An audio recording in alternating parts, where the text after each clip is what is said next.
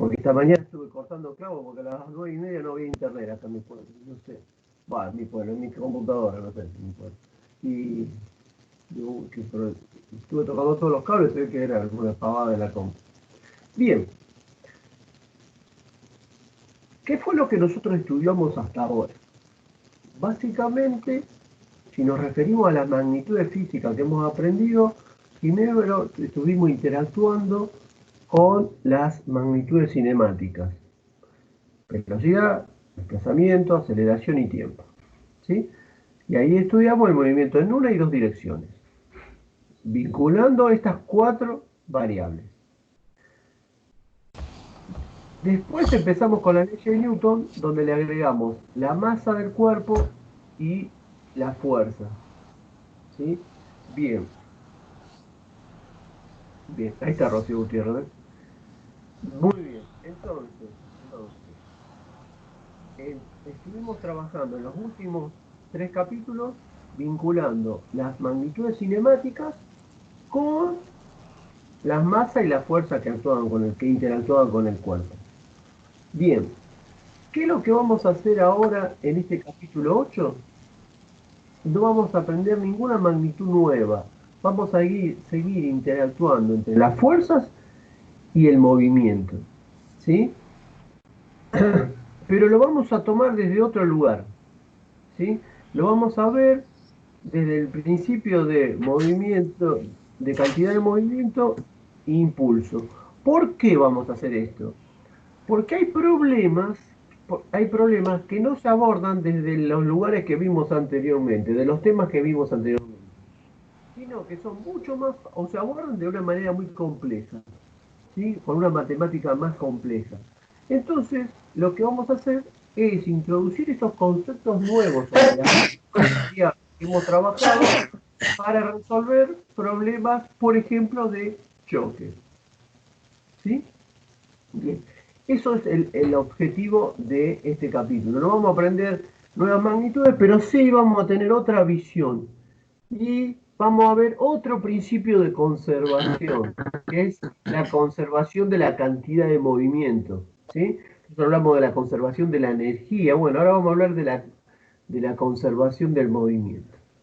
Bien, vamos a ver primero y vamos a definir dos cosas. Primero, ¿qué es la cantidad de movimiento? Segundo, ¿cómo fue Newton en realidad que planteó su segunda ley? ¿Sí? Bien.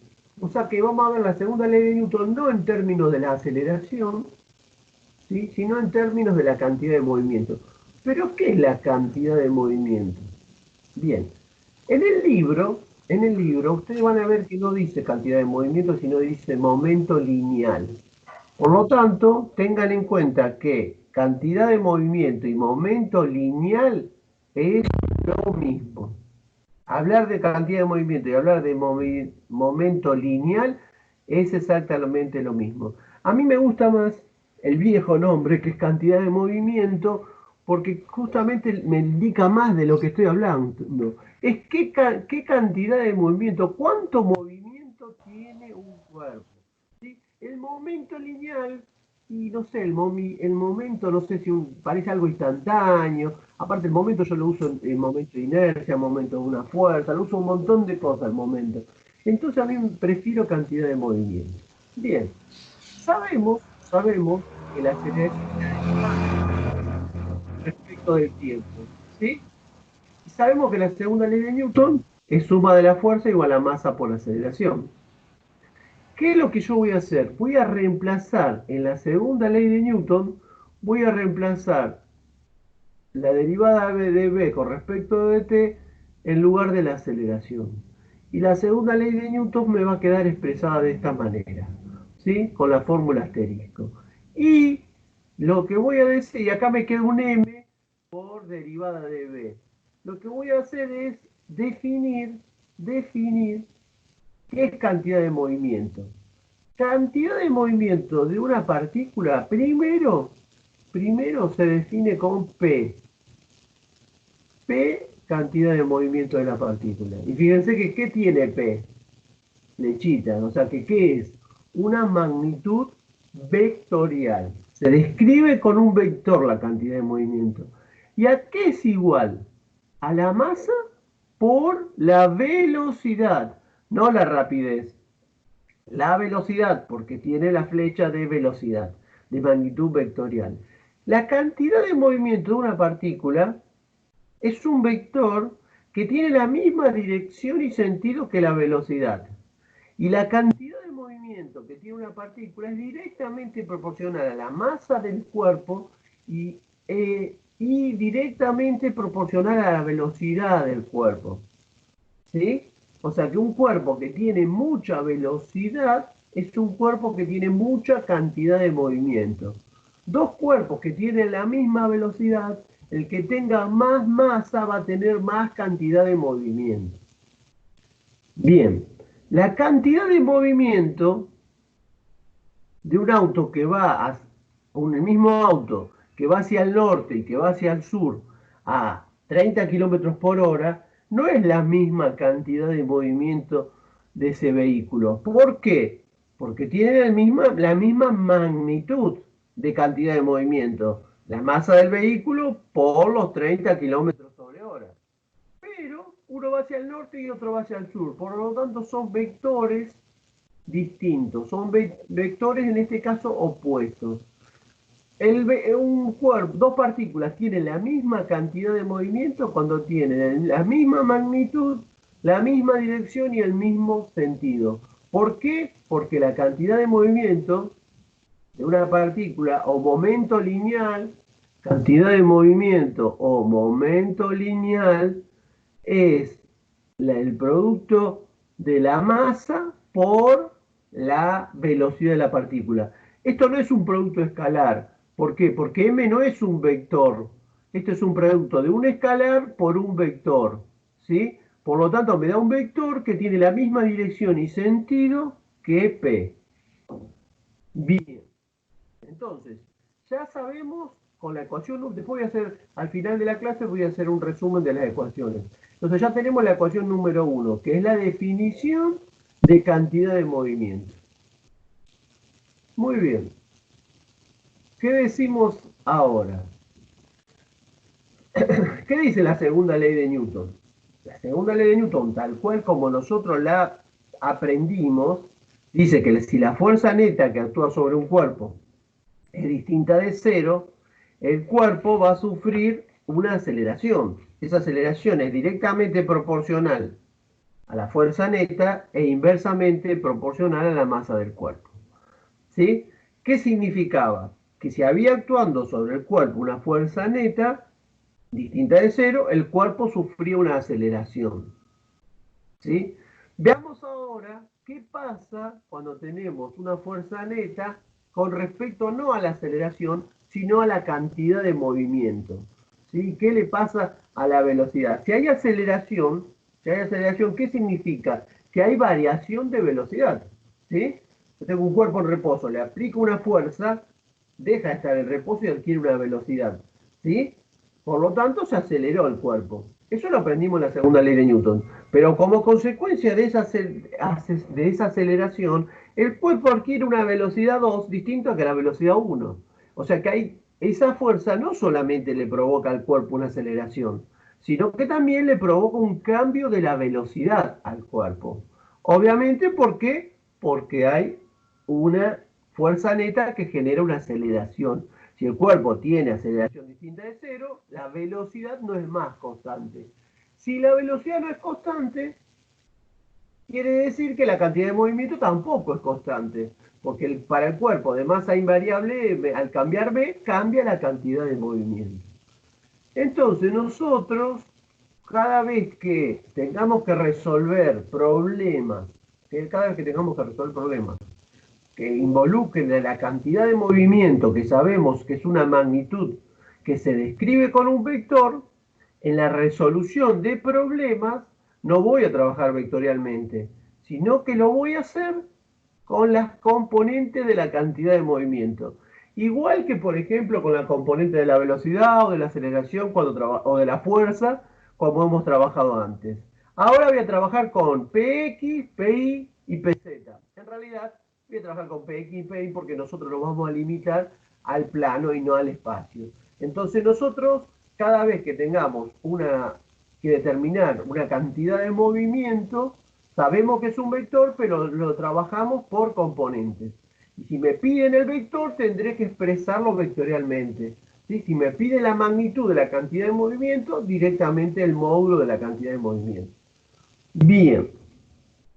¿Qué unidad tendrá la cantidad de movimiento? La masa se mide en kilos.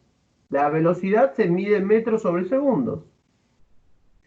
Por lo tanto, la unidad de la cantidad de movimiento es kilo por metro sobre segundos. Y no tiene ningún nombre. Todavía no tiene ningún nombre esa magnitud. Fíjense que no es Newton porque le falta un segundo cuadrado, sería Newton. Por lo tanto, esta unidad no tiene nombres y es la unidad en el sistema internacional de la cantidad de movimiento o momento lineal. ¿Alguna pregunta?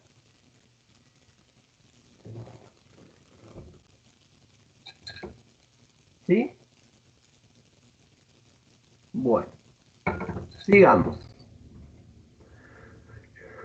Nosotros tenemos la ecuación número 1, que es la definición de cantidad de movimiento, y habíamos visto que teníamos la segunda ley de Newton escrita en función de reemplazar la aceleración por la derivada de v con respecto de t. Entonces, si yo me fijo en esta ecuación, acá tengo m por la derivada de v. Por lo tanto, eso es la derivada de la cantidad de movimiento, m por v. Por lo tanto, esta ecuación 1, va a quedar expresada de esta manera. La suma de las fuerzas externas, o sea, la fuerza neta, es igual a la variación de la derivada de la cantidad de movimiento respecto del tiempo. Y dice que la fuerza neta que actúa sobre una partícula, ¿sí? La fuerza resultante o neta, que es la suma de todas las fuerzas exteriores, que actúa sobre una partícula, es igual a la rapidez de cambio de la cantidad de movimiento de la partícula. La rapidez surge porque es respecto del tiempo. Entonces, la rapidez de cambio de la cantidad de movimiento que tiene esa partícula. ¿Sí? Y esta ecuación 2, fíjense que dice acá, segunda ley de Newton, en términos de cantidad de movimiento. Esa es la verdadera segunda ley de Newton. Newton en realidad no expresó la segunda ley de Newton como nosotros la estudiamos en el capítulo 4, sino que Newton la expresó de esta manera. ¿Por qué hizo eso Newton? Porque Newton no midió aceleraciones. Newton midió velocidades para hacer sus experiencias de laboratorio. Entonces él medía velocidades y no aceleraciones. Por lo tanto, esta es la verdadera segunda ley de Newton. Es la verdadera segunda ley de Newton. La fuerza neta, la suma vectorial de todas las fuerzas que actúan sobre una partícula, es igual a la rapidez de cambio de la cantidad de movimiento de la partícula. ¿Sí? Entonces, ¿cómo la llamo esta? Segunda ley de Newton. Pero ¿cómo la diferencio? En términos de la cantidad de movimiento. Entonces yo tengo dos segundas leyes de Newton. La que vimos, que es la segunda ley de Newton en términos de la aceleración, porque no lo habíamos dicho nunca de esa manera, ahora sí lo hacemos para diferenciarla. Sumatoria de fuerza igual a masa por aceleración, es la segunda ley de Newton en términos de la aceleración del cuerpo. Y la segunda ley de Newton en términos de la cantidad de movimiento. ¿Sí? Muchas veces me pasa con los chicos de la escuela secundaria, les digo que me traigan las tres leyes de Newton, que busquen las tres leyes de Newton y me las traigan escritas para que las analicemos en el aula, para no perder mucho tiempo, y me la traen, en lugar de traerme la función de la aceleración, cuando lo buscan en internet, les sale en términos de la cantidad de movimiento, ¿sí? Me la traen en términos de la cantidad de movimiento y ellos no saben lo que es la cantidad de movimiento, ¿sí? Y nos dicen, la expresan de esta manera, sin saber lo que dice, ¿sí? Bueno, tengamos cuidado entonces qué es lo que está generando. ¿Qué dice esta ecuación? Que si sobre el cuerpo hay una fuerza neta distinta de cero, ¿qué le pasa al cuerpo? La cantidad de movimiento, la masa por su velocidad, no se mantienen constantes, varían a lo largo del tiempo. Al contrario, si la fuerza neta es nula, en la ecuación 2, la fuerza neta es Newton, bueno, cualquier cosa. La fuerza neta es nula, si la fuerza neta es nula, ¿qué pasa? No hay variación de cantidad de movimiento. ¿Qué quiere decir esto? Que la cantidad de movimiento se mantiene constante. O sea, que m por b siempre es constante. Quiere decir o que la velocidad es constante o que la velocidad es nula. Lo mismo que habíamos dicho para para la primera ley de Newton, que decíamos que si la suma de las fuerzas exteriores que actúan sobre un cuerpo era nula, el cuerpo se movía con rapidez, con velocidad constante o estaba en reposo. Bien, lo mismo sucede acá. Si la fuerza neta es cero, se conserva la cantidad de movimiento. Que se conserve la cantidad de movimiento de una partícula significa o que está en reposo o que se mueve siempre con la misma velocidad. ¿Sí? Muy bien. Entonces estamos diciendo lo mismo, pero mirándolo desde la cantidad de movimiento y no desde la aceleración. La ecuación 2 y no sumatoria de fuerza igual a masa por aceleración, es la forma en que Newton planteó originalmente su tercera ley. Aunque él le llamó momentum a la cantidad de movimiento. ¿Sí? Él no habló de cantidad de movimiento, sino le puso como nombre momentum, pero expresó su segunda ley de Newton de esta manera. Y esta segunda ley de Newton es solamente válida en marcos de referencia inerciales. ¿Sí? Según esta ecuación, un cambio rápido de la cantidad de movimiento, si cambia muy rápidamente la cantidad de movimiento, va a generar una fuerza neta grande. O sea, si la derivada de P es grande, la fuerza neta es grande, porque en esta ecuación es directamente proporcional, la fuerza neta es directamente proporcional al cambio de la cantidad de movimiento. Mientras que un cambio gradual de la cantidad de movimiento, o sea, la misma cantidad de movimiento en un tiempo grande, ¿sí? ¿Qué va a hacer? Va a hacer que la fuerza neta sea menor. ¿Sí? Si yo tengo un cambio de cantidad de movimiento, lo puedo hacer en 2 segundos o en 10 segundos. Si yo lo hago en más segundos, voy a necesitar una fuerza neta menor. Esto se utiliza para algunos dispositivos que después vamos a ver. ¿Sí? Bien, bien. Estamos entonces, la nueva segunda ley de Newton, cómo se expresa y qué es la cantidad de movimiento. Muy bien. Diferencias. ¿Qué otra magnitud nosotros vimos que también dependían de la masa y de la velocidad del cuerpo? ¿Qué otra cosa vimos nosotros que dependían de la masa y de la velocidad?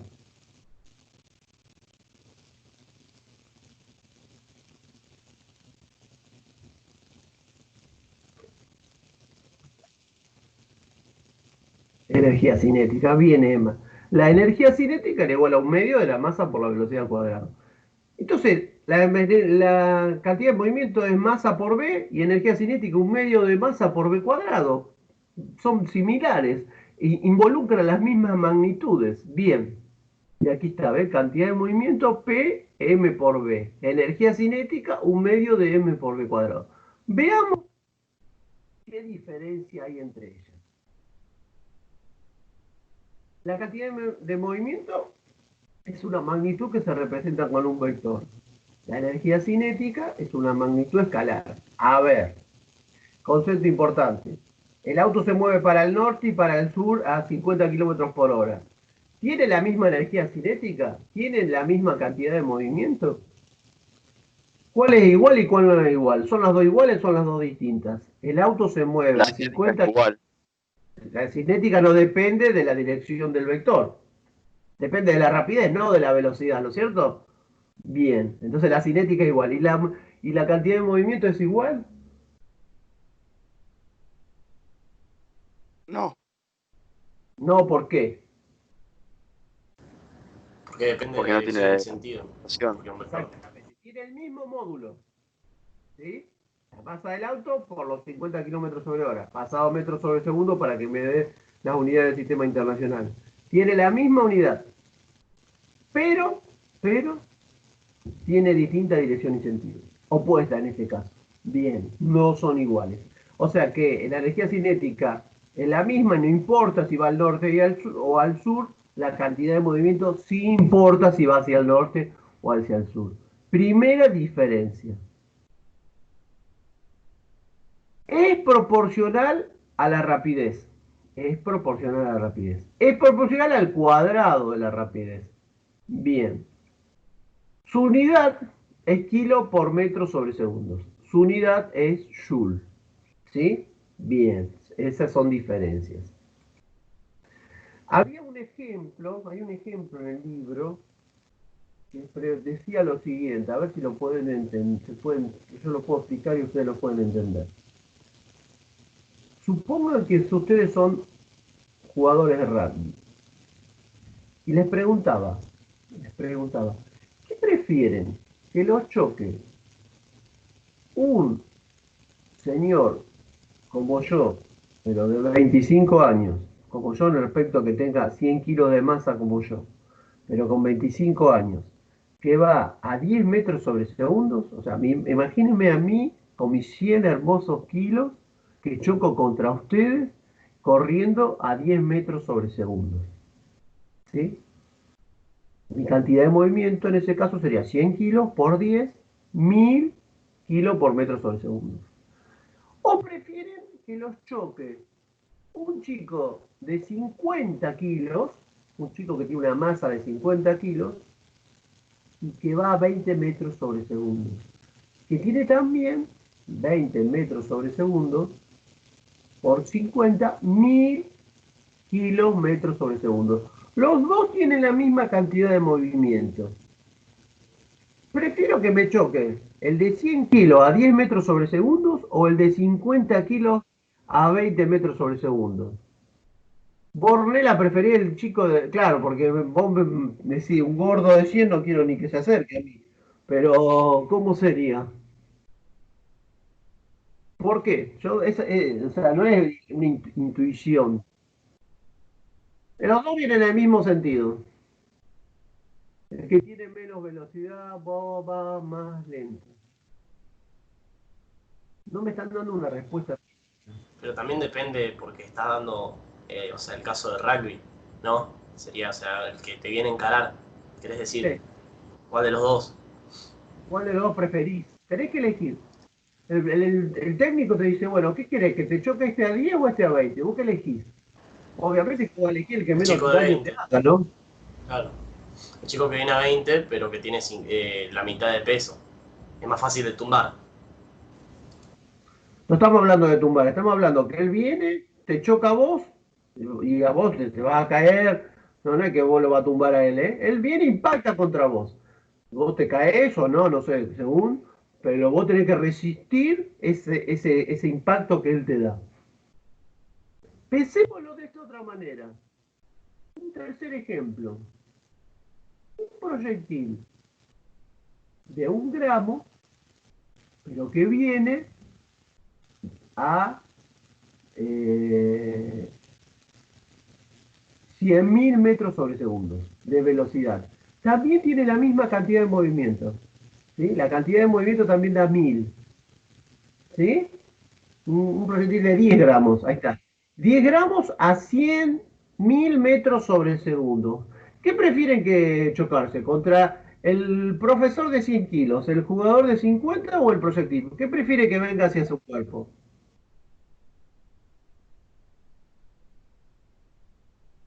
Ah, Melones, muy bien.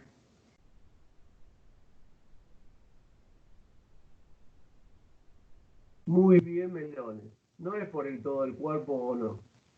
¿Qué diferencia hay entre... Ustedes comparan, los dos tienen la misma cantidad de movimientos, ¿sí?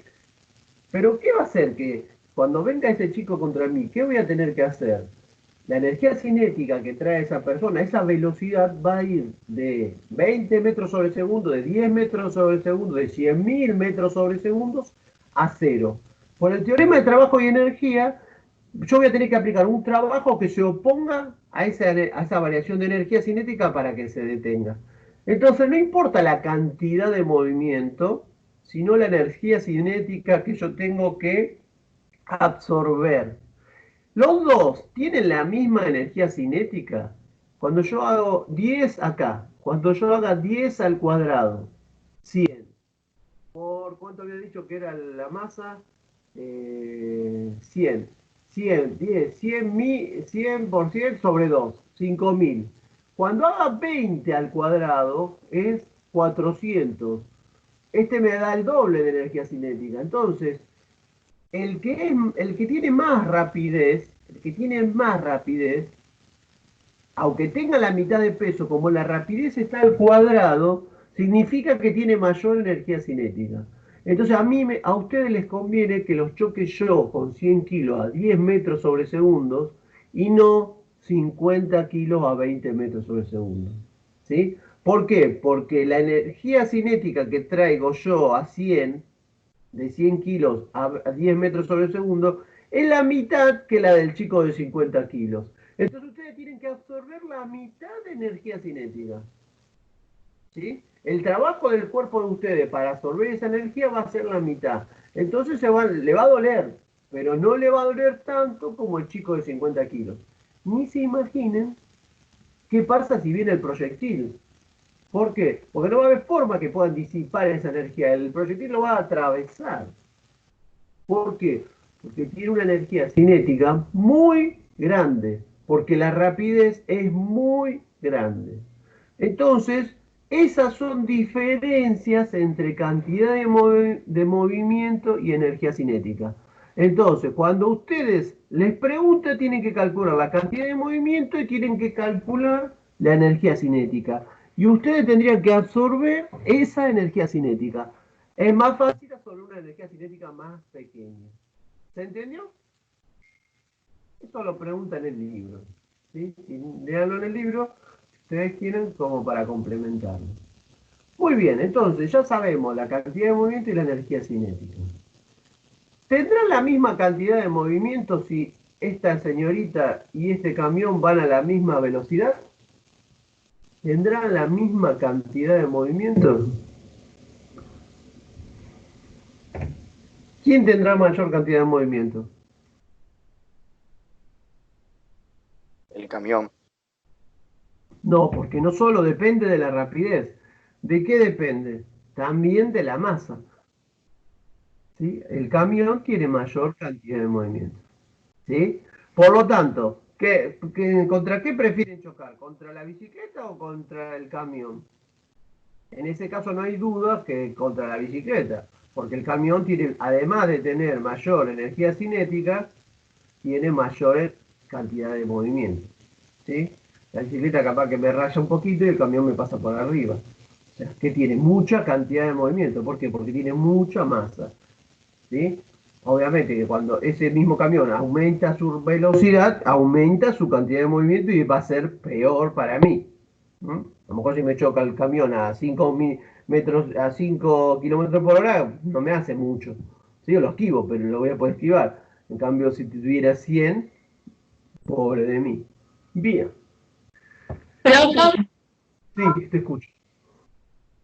Karina. y no, la cantidad de movimiento no puede ser igual si la chica va muy rápido y el camión va Sí, muy lento, aunque sí, puede ser. Sí, sí, porque la cantidad de movimiento es directamente proporcional a la masa y directamente proporcional a la velocidad. ¿Sí? Entonces, eh, en el caso del chico de 100 kilos y de 50, los dos tenían distinta velocidad, pero tenían qué cosa? Tenían la misma cantidad de movimiento. ¿Sí? Entonces, para que estos dos tengan la misma cantidad de movimiento y la chica va a tener, el camión prácticamente va a tener que ir a 1 por hora para que la chica pueda ir muy rápido y tener la misma cantidad de movimiento. ¿Se entiende? Pero sí, porque la cantidad de movimiento de una partícula es directamente proporcional a la masa, directamente proporcional a la velocidad. Es una magnitud que se escribe con un vector y tiene la misma dirección y sentido que la velocidad. si yo me muevo para la derecha a 10 metros sobre segundos, voy a tener una cantidad de movimiento de 1000 kilos por metro sobre segundos hacia la derecha. ¿Sí?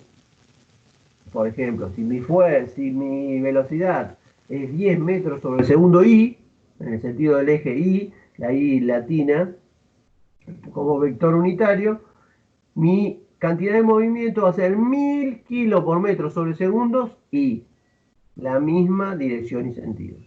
¿Sí? Bien, ¿alguna otra pregunta?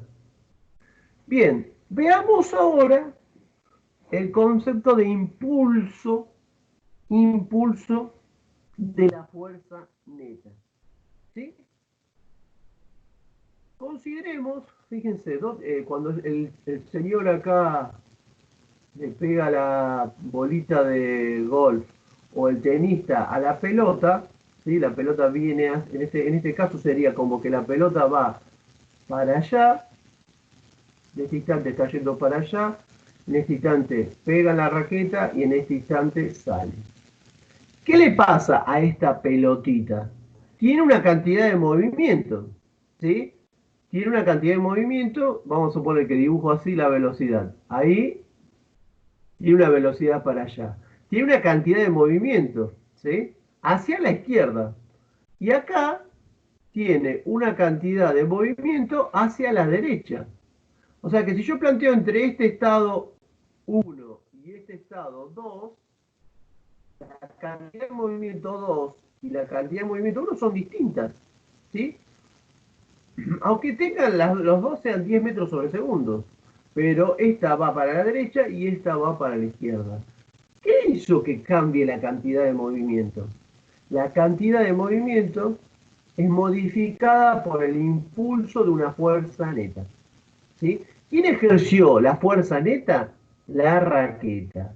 La raqueta le ejerció una fuerza, que ya va a ver qué tipo de fuerza es, que en un determinado lapso de tiempo, muy pequeño, que fue el tiempo que la pelotita se deforma sobre la raqueta y vuelve a salir.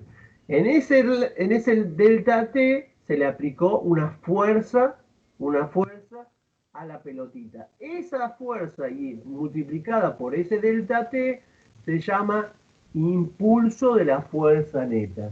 El impulso de una fuerza es el que modifica la cantidad de movimiento. La cantidad de movimiento no es una propiedad de la partícula, no es una propiedad de una partícula tener tanta cantidad de movimiento, ¿sí? Sino que la cantidad de movimiento puede ser transferida de una partícula a otra. Por ejemplo, cuando yo en el pool le aplico una fuerza a una pelota, a una bola de pool, la bola alcanza una velocidad, tiene una cantidad de movimiento, choca contra otra bola, se frena, se detiene y le transfiere cantidad de movimiento a la otra bola. Entonces, en el caso de la cantidad de movimiento, no es una propiedad intrínseca del cuerpo. Este cuerpo tiene, como la masa del cuerpo, este cuerpo tiene 3 gramos de masa. Es una propiedad de ese cuerpo, ¿sí? En cambio, la cantidad de movimiento es de una partícula, puede ser transferida a otra, o puede disminuir o aumentar. Bien, ¿cómo definimos a la cantidad de movimiento? Como el producto de la fuerza neta, fíjense acá, la suma de las fuerzas, esto es la fuerza neta que actúa sobre el cuerpo, en el lapso de tiempo que está actuando. Por eso, la fórmula 3 dice que el impulso de la fuerza neta es la fuerza neta por el delta T. Y eso representa el impulso de una fuerza neta, que ya vamos a profundizarlo. Muy bien. Muy bien. El impulso. Al igual que la cantidad de movimiento y que se denomina con la letra J mayúscula, impulso J mayúscula, porque la I la vamos a usar para inercia, entonces J impulso, es una magnitud que se describe con un vector. Si J es igual a la suma de la fuerza neta por delta t, nuevamente tengo el producto de un escalar, el delta t, el tiempo, que es escalar, por un vector, que es la fuerza neta. ¿Qué quiere decir? Que nuevamente el impulso y la fuerza neta, van a tener la misma dirección y sentido. ¿Sí? Bien. ¿Cuánto vale ese módulo, esa magnitud? La fuerza neta y el tiempo que actúa. ¿Qué quiere decir esto? Que cuando la fuerza actúa menos tiempo, la magnitud del impulso es menor que cuando actúa más tiempo. ¿Qué unidades tiene? Bueno, fuerza, newton. Tiempo, segundos. En realidad, si yo escribo newton como kilo por metro sobre segundo al cuadrado, con este segundo me quedaría que también el impulso es kilo por metro sobre segundo. O sea que el impulso y la cantidad de movimiento tienen la misma unidad, kilo por metro sobre segundo. Cuando a mí me piden que calcule impulso, lo que correspondería es que lo exprese como newton por segundo. Cuando a mí me piden cantidad de movimiento, que lo exprese como kilo por metro sobre segundo. ¿Se entiende eso?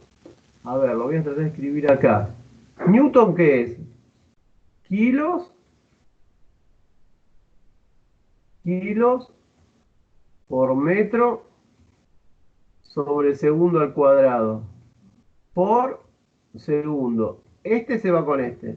¿Qué me queda? Kilos metros segundo, que es lo mismo que la unidad de la cantidad de movimiento. ¿Sí? Ahora, cuando a mí me pidan cantidad de movimiento, debería darlo como kilo por metro sobre segundo. Si me piden impulso, debería darlo como newton por segundo. Si lo doy de la otra manera, no está mal, pero esto sería lo más conveniente.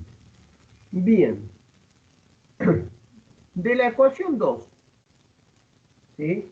¿Se acuerdan que la ecuación 2 era la segunda ley de Newton en términos de la cantidad de movimiento, que decía que la fuerza neta que actúa sobre una partícula, la fuerza neta que actúa sobre una partícula, o sea, la suma de todos los vectores que actúan sobre de todas las fuerzas que actúan sobre el cuerpo, es igual a la rapidez de cambio de la cantidad de movimiento de la partícula. Esa era la ecuación número 2. La ecuación número 3 fue la definición que hicimos de impulso. Dijimos que el impulso de la fuerza neta era igual a la fuerza neta por la variación del tiempo que actuaba, por la derivada del tiempo. Bien, si yo despejo de acá fuerza neta y despejo de acá ya lo tengo despejado, y despejo de acá fuerza neta, esto me queda J sobre delta T. ¿Sí? Bien. Entonces, ¿qué me queda? ¿Qué me queda en esta expresión? ¿Sí? Fíjense acá. Si este delta T lo paso multiplicando, me queda fuerza neta por delta T, igual a dP. Entonces me queda que J es igual a derivada de P. ¿Qué quiere decir esto? Y J y del derivada de P, que es P final menos P inicial. ¿Qué sería esto? Esto se define en la ecuación 4, en la expresión matemática del teorema del impulso y la cantidad de movimiento. El impulso y la cantidad de movimiento están relacionados. El impulso y la cantidad de movimiento son dos magnitudes relacionadas. El cambio de la cantidad de movimiento de una partícula, va a 10 metros sobre segundo y fue a 20 metros sobre segundos, durante un intervalo de tiempo, es igual al impulso de la fuerza neta que actúa sobre la partícula durante ese intervalo. A ver, estoy pensándolo así. El cuerpo está en reposo. A los 5 segundos se mueve a 10 metros sobre segundo. ¿Qué produjo que el cuerpo que está en reposo a los 10 segundos está apoyado sobre una mesa, no hay fricción? El cuerpo que está en reposo a los 10 segundos, a los 5 segundos, perdón, tengo una rapidez de 10 metros sobre segundo. ¿Qué hizo que pasara eso? ¿Por qué pasó eso? ¿Qué tiene que haber para que pase eso sobre el cuerpo? Un impulso. Sí, un impulso, pero más antes que un impulso, ¿qué sería lo que provocó? Si yo no supiera lo que es un impulso, ¿qué es lo que una fuerza externa, ¿sí?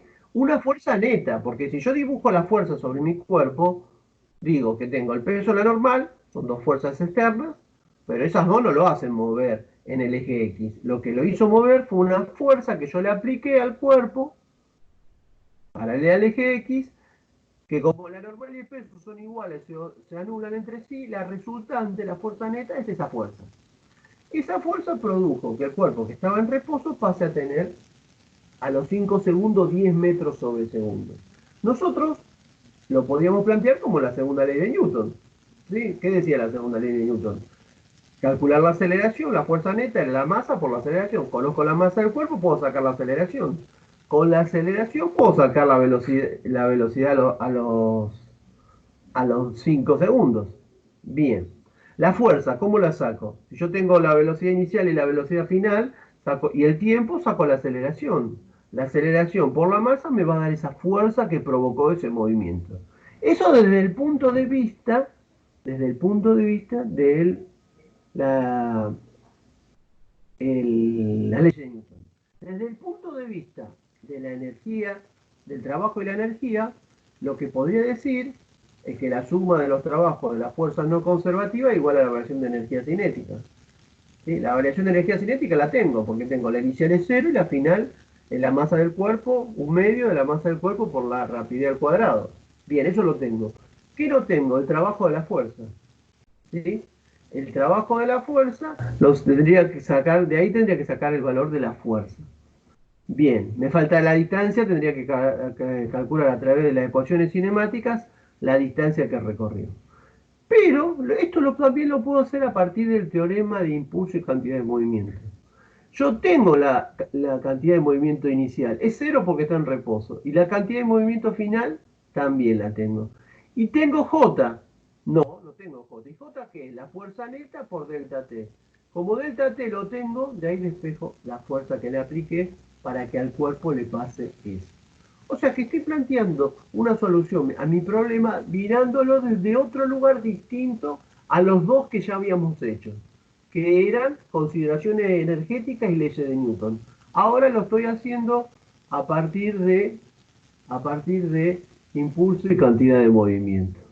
Bien, entonces el teorema de impulso y cantidad de movimiento dice que el cambio de la cantidad de movimiento de una partícula durante un intervalo de tiempo es igual al impulso de la fuerza neta que actúa sobre la partícula durante ese intervalo. Perfecto. Bien. Veamos ahora un ejemplo. Una pelota que colisiona contra una pared. Viene la pelota, fíjense ustedes, y choca contra la pared y rebota. Muy bien. Y sale para allá. Evidentemente tenía una cantidad de movimiento hacia la derecha, antes de chocar contra la pelota, y una cantidad de movimiento hacia la izquierda. La cantidad de movimiento cambió. ¿Qué provocó que cambie la cantidad de movimiento? ¿Quién les parece que provocó ese cambio de la cantidad de movimiento?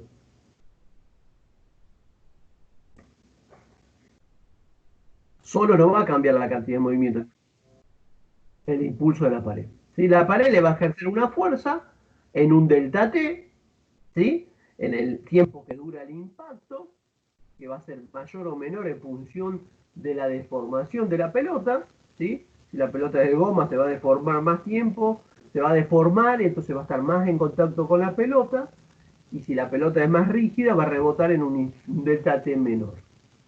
Fíjense lo que pasa. Tengo esa cantidad de movimiento P1, ¿sí? Que viene así. En este instante chocó contra, está casi chocando con la pelota. Y fíjense lo que pasa. Ahí hay una fuercita muy chiquitita que le hace la pared en este instante, ¿eh? En este instante muy chiquita porque apenas está tocando la pared. Se deforma la pelota. Yo acá lo voy a hacer medio exagerado. Bien que exageré bastante, se deforma. ¿Cómo será la fuerza que le ejerce ahora la pared al cuerpo? Un poco más grande. Se sigue deformando. Y la fuerza más grande. Se sigue deformando exageradísimamente. La fuerza alcanzó el valor máximo. Se empieza a deformar porque se empieza a despegar de la pared. ¿Sí? La fuerza se empieza a reducir. Se sigue despegando de la pared. Prácticamente no está en contacto con la pared. Y sale. La cantidad de movimiento sale. Si yo uno estos valores de fuerza, veo que no es una fuerza constante que se está ejerciendo sobre el cuerpo. ¿Sí? Acá es casi cero. Acá es chiquito, un poco más grande, y acá se empieza a reducir hasta hacerse nuevamente cero. Y eso lo hace en un delta t, desde el tiempo cero a un determinado tiempo final. ¿Sí? Bien. Ahí está. ¿Qué pasó? Tenía una cantidad de movimiento P1 dado por la masa constante del cuerpo por su velocidad hacia la derecha, ahora tiene una cantidad de movimiento P sub 2 hacia la izquierda. ¿Quién provocó ese cambio de cantidad de movimiento? La fuerza que ejerció la pared en el delta T, T a T0, de T hasta acá, hasta T1 por decirlo. ¿Sí? El impulso de la fuerza neta que se ejerció sobre la pelota. Muy bien. ¿Qué sucede? ¿Qué sucede? La fuerza neta no es constante. Vieron que no es constante. Va de 0 a un valor máximo y baja a 0. Ni siquiera tiene una linealidad. Sigue una deformación parabólica, una campana. Bien, bien. Entonces, ¿cómo se resuelve esto? A través de una integral. Bien, nosotros todavía en análisis matemático, ¿están dando análisis matemático?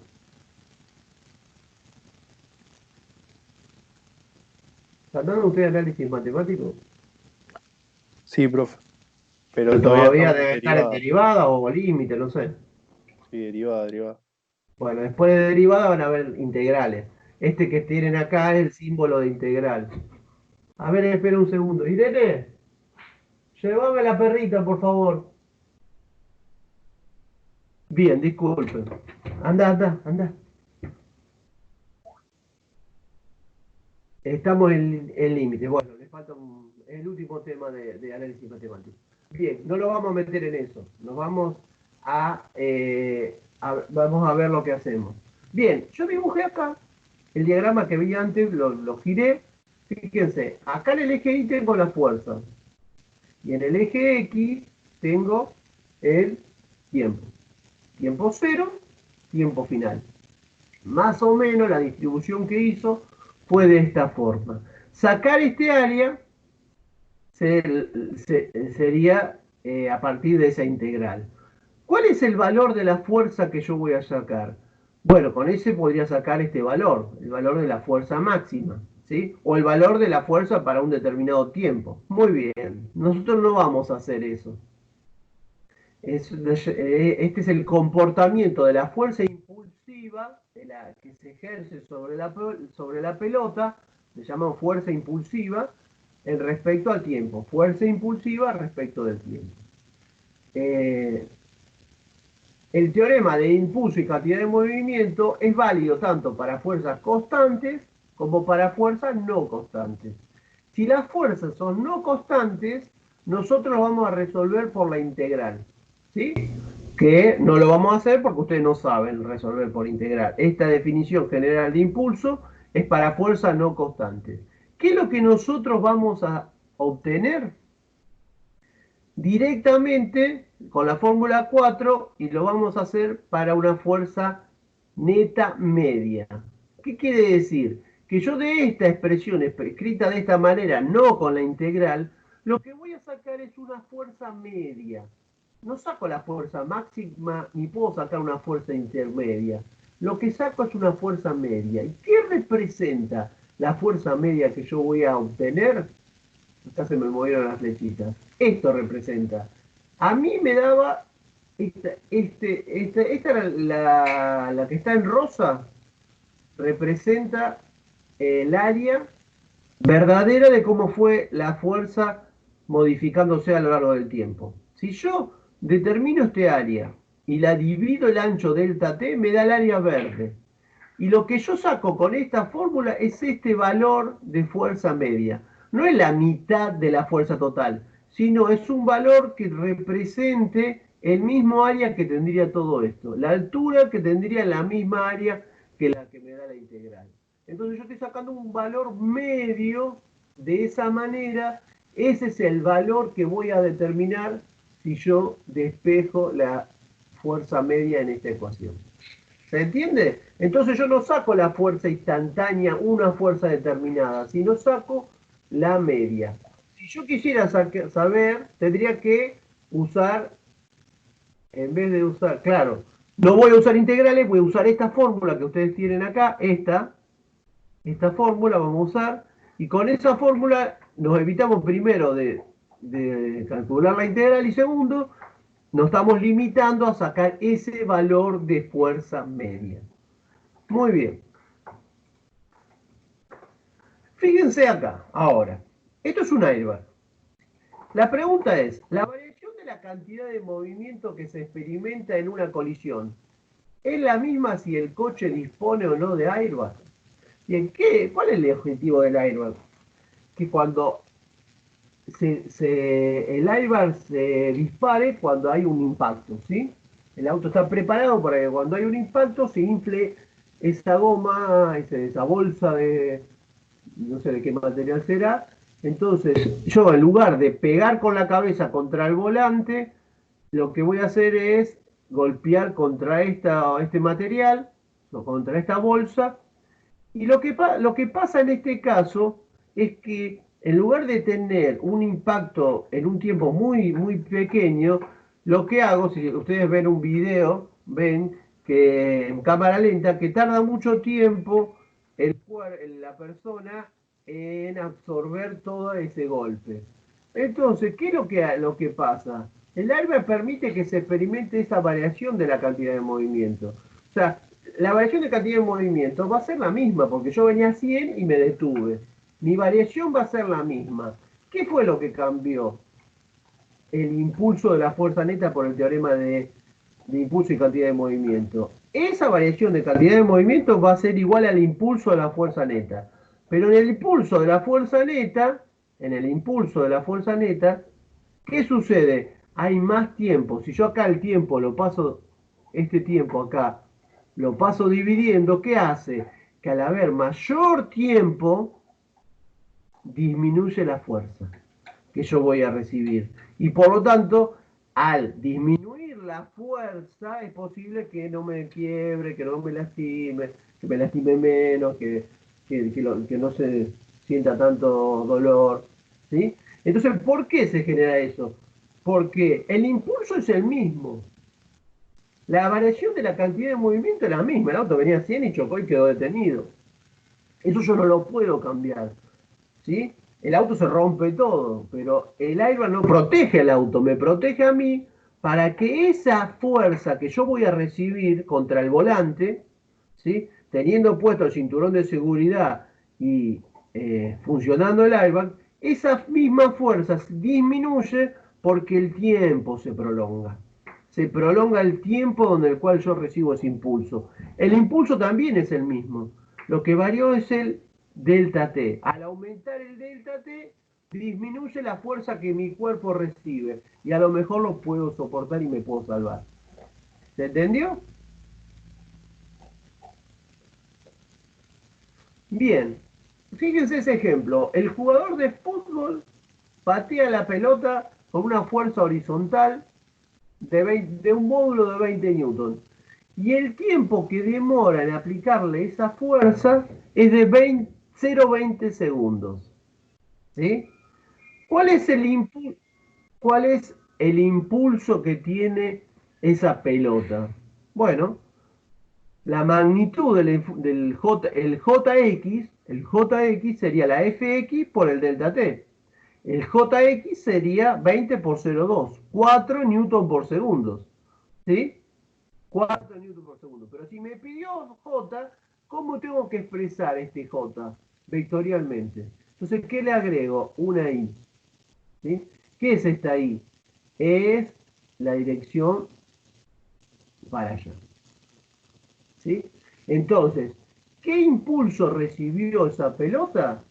4 newtons sobre segundo. Producto de una fuerza en el sentido más X de 20 newton en un delta T de 20 segundos. Bien. Conclusiones. Y vamos a hacer un problema para terminar la clase de hoy. Conclusiones. 4 ecuaciones tenemos que ver hoy. Vimos hoy. Cantidad de movimiento lineal o momento lineal. Cantidad de movimiento. P. Masa por velocidad. A esta ecuación le llamo 1. Segunda ecuación. Segunda ley de Newton en términos de la cantidad de movimiento. La fuerza neta que actúa sobre una partícula es igual a la rapidez de cambio de la cantidad de movimiento de la partícula. Eso dice la segunda ley de Newton, tal cual Newton la expresó. Tercero, impulso de la fuerza media. El impulso de la fuerza media es la fuerza neta por el delta T. Tercero. Cuarto, teorema del impulso y la cantidad de movimiento. El cambio de la cantidad de movimiento de una partícula durante un intervalo de tiempo es igual al impulso de la fuerza neta que actúa sobre la partícula durante ese intervalo. Bien. Si ustedes se fijan, ustedes le sacaron foto y esperen un poquito para sacar la foto porque esto ahora le voy a agregar algo que ahí sí le saquenle una foto. Si quieren. Los perros me están haciendo un desastre. No sé quién lo dejó entrar. P, fuerza, J, todos son vectoriales. Cuando era una magnitud vectorial, ¿cómo lo resolvíamos? ¿Cómo lo resolvíamos cuando teníamos magnitudes vectoriales? Usábamos sus componentes. Por sus componentes. Bueno, voy a escribir acá las componentes. ¿Sí? Entonces, para Fx, no la voy a escribir X y Z, porque nosotros trabajamos en X, o en Y, o en XY, pero no en Z. Entonces, Px, masa por Bx, Pi, masa por Bi. Esas son las componentes para la cantidad de movimiento. Por lo tanto, acá tengo que tener en cuenta el sentido y tengo que establecer una referencia. Bien. Para componentes de la segunda ley de Newton me queda de esa manera. Para las componentes del impulso en X y en Y de esta, y para las componentes del teorema de impulso y cantidad de movimiento, esa. Ahí sí, mientras yo saco los perritos, sáquenle una foto si quieren. Vení, vamos. Vamos. ¿Qué hacen acá adentro? Vamos. ¿Quién lo dejó pasar? Vamos.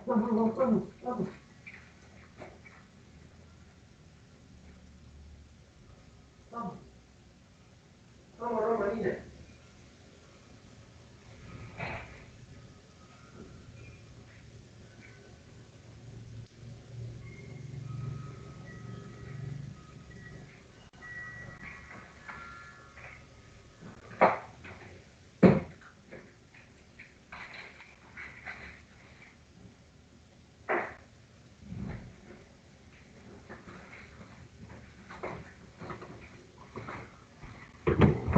Bueno, disculpen. Quedó la puerta abierta y se me entraron las perritas. Muy bien, ¿estamos? ¿Sacaron fotos? Esto después lo van a tener igual. Vamos a resolver un problemita y terminamos la clase de hoy, que no es una clase tan larga. Para la clase que viene es dejarla para choques. Ejemplo. Una pelota de 100 gramos impacta en una raqueta como muestra la figura. Viene a 40 metros sobre segundo y el raquetazo la saca a 60 metros sobre segundo. Calcular la magnitud del impulso aplicado a la pelota a través de la raqueta, calcular el impulso, calcular la magnitud del impulso, solamente la magnitud, no en forma de de vector aplicado a la pelota a través de la raqueta. B, si la pelota está en contacto con la raqueta durante 0,050, 0,0500 segundos, calcula la magnitud de la fuerza horizontal media que la raqueta ejerce sobre la pelota durante el impacto. ¿Sí? Entonces me está pidiendo el impulso de la raqueta y la fuerza media que le hace la raqueta a la pelota. Como nosotros vamos a trabajar por componentes, lo primero que tenemos que hacer es definir arbitrariamente el sentido de el eje X. Que nosotros lo que vamos a hacer en este caso es, por ejemplo, decir que el sentido es hacia la derecha positivo. Por lo tanto, B1X va a ser negativo, B2X va a ser positivo. ¿Estamos de acuerdo? Bien. Y ahora escribí la fórmula que ustedes tenían antes, pero en términos de componentes. Esto, repasemos, la ecuación 1 es la cantidad, las componentes de la cantidad de movimiento. La ecuación 2 es la segunda ley de Newton en términos de la cantidad de movimiento. La ecuación 3 son las componentes del impulso de la fuerza neta. Y la ecuación 4 es el teorema de impulso y cantidad de movimiento en sus componentes X y. Acá yo pongo Px menos P0x, puede ser P1x menos P2x, P2x menos P1x, bueno, lo que fuera. En este caso son 2 y 1. Muy bien, muy bien. ¿Cómo calculo, fíjense ahora, cómo calculo la magnitud del impulso? Yo puedo venir acá en la ecuación 3 y decir, bueno, en este caso no tengo nada sobre y, tengo todo sobre x. Por lo tanto, voy a trabajar solamente de las 8 ecuaciones que tenemos ahí, solamente las x. Si yo trabajara con si la pelotita viniera con un ángulo, yo tendría que calcular x y ya es una cuestión matemática nada más. Entonces, tengo Px, suma fuerza en X, Jx y Jx. Si yo me paro en la ecuación 3, yo lo quiero resolver con la 3, como me pide la magnitud del impulso, tengo que calcular Jx para calcular la magnitud del impulso. ¿Sí? ¿Tengo la suma de la fuerza en X? No tengo la suma de la fuerza en X, me lo pide en B. Por lo tanto, la ecuación 3 no la puedo resolver con la ecuación 3, el Jx. Veamos con la ecuación 4. La ecuación 4 me dice que la componente X del impulso es igual a la variación de la cantidad de la componente de la cantidad de movimiento. Px y P0x. Y si yo me fijo acá, puedo calcular Px, porque si tengo la masa y Bx antes y después. O sea, tengo Px y P0x. Por lo tanto, yo voy a resolver el problema con la ecuación 4. Con la 3 no puedo porque no tengo la suma de las fuerzas. Y entonces no lo puedo hacer con la 3. Voy a hacerlo con la 4. Entonces lo que voy a hacer antes de calcular Jx es calcular P1x y P2x, que sería la cantidad de movimiento antes y después de que se le aplique ese impulso al cuerpo. Entonces digo lo siguiente, de la ecuación 1 calculo P1x como M por B1x. Cuidado, porque la masa la tengo que poner en kilos. La masa del cuerpo la voy a poner en kilos. Entonces son 0,100 kilos, 100 gramos. Y B1x, ¿cuánto voy a poner? ¿40 o menos 40? ¿Por qué pongo menos 40? Porque establecimos el sentido de la referencia hacia la derecha. Ah, porque es X, porque no es B1. Si yo ponía B1 era 40, pero es B1X, la componente. La componente tiene que ver con un sentido arbitrario que yo elegí. Como dice la compañera, elegimos positivo para la derecha. Entonces eso me queda 0,100 kilos por menos 40 metros sobre segundo. Me da, como es P, lo dejo como kilos metros sobre segundo. Me da menos 4. ¿Cuánto sería P2X? A ver, dígame, ¿cómo calcularían P2X? ¿Qué cuenta harían?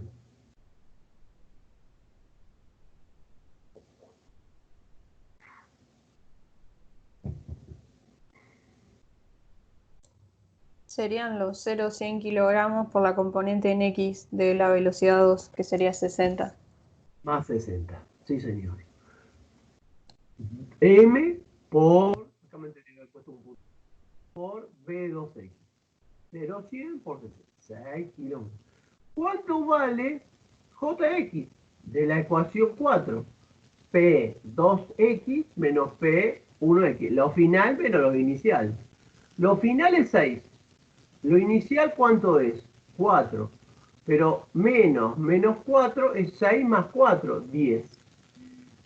En realidad es 10 kilómetros sobre segundos. Pero como a mí me piden la magnitud del impulso, lo escribo con la unidad de impulso. Newton por segundo. Quiere decir que el impulso, si a mí me sacan esto de acá, me dicen calcula el impulso, yo diría que es un vector así el impulso, ¿sí? Que tiene, esa sería si me piden el impulso, ¿estamos? O diría que el impulso tiene un módulo de 10 newton por segundo y un ángulo de referencia de 0 grados. ¿Se entiende? Bien. Pero me pidieron la componente, por lo tanto respondo. Ah, bien. A ver, el cambio de unidades, ¿sí? Es rebuscadito. Acá yo tengo kilos por metros sobre segundos. ¿Sí? Si multiplico por segundos y por segundos, me queda kilos, metros. Yo puedo hacer eso, multiplicar numerador y denominador por segundo. Segundo al cuadrado por segundo. ¿Y esto qué es? Kilo por metro sobre segundo. Newton.